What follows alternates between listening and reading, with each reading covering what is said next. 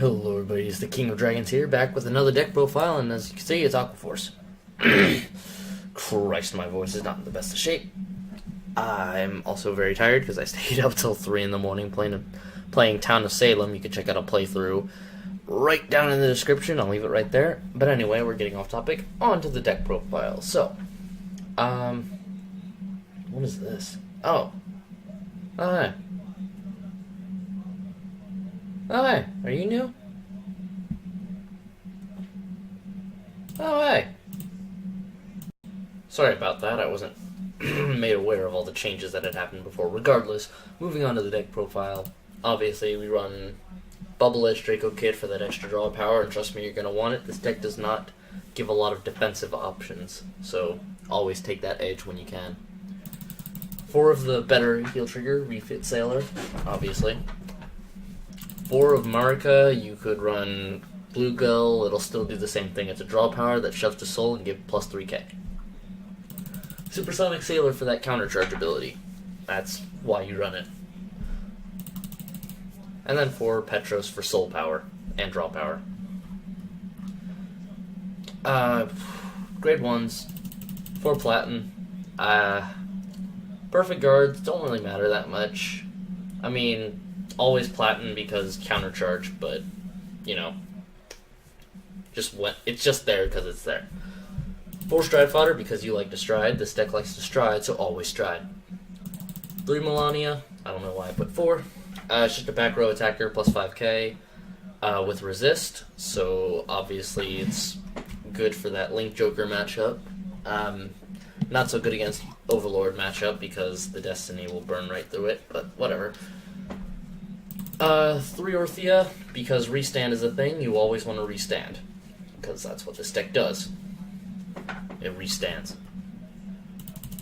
4 Adelaide, because you want that restand power. Generally, it's a good target for first stride when you have... Okay, so, first stride you go into Alexandros as usual. Use Bubble Edge Draco skill for Adelaide. Swing with her, don't stand her yet. Alexandros will stand her. Then you can swing with Adelaide, draw a card, restands, swing with Adelaide again, draw another card. It's good. It's a good way to plus 2 easily. And then if you have an Orthea, you can plus 3 if you can.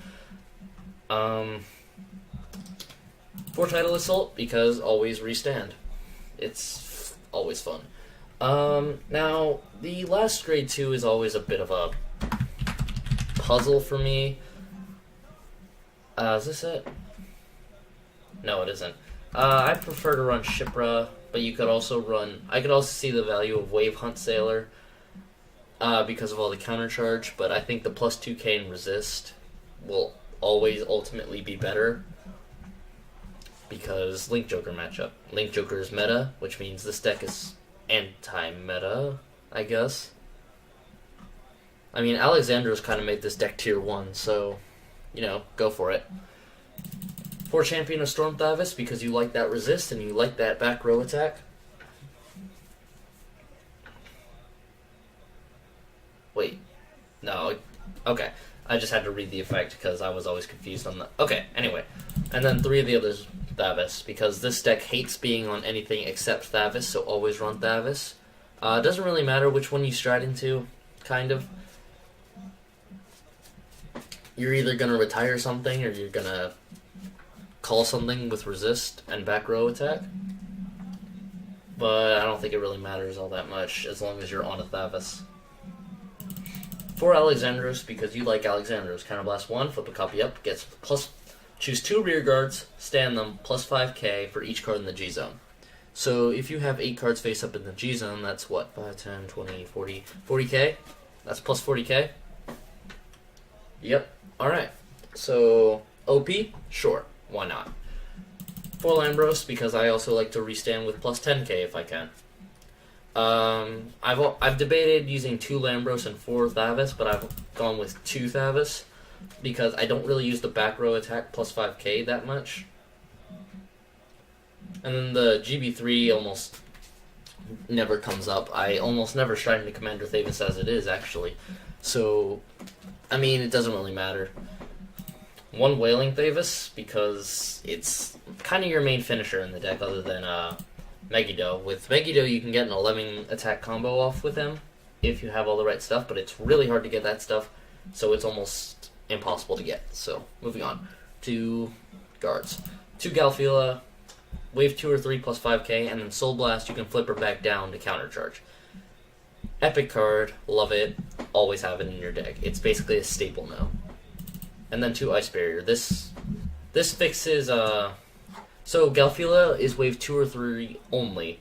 Ice Barrier is 1 or 4 or more, which means 1, 2, 3, 4, and over are covered with these 2 G guards, and Ice Barrier gives an extra 10k. So you have all your bases covered for any attack. It just seems a bit more logical in my opinion. You could run 3 of Galfila, 1 of Ice Barrier, but I feel like this is a bit more even. That's Thavas. Let me know what you think.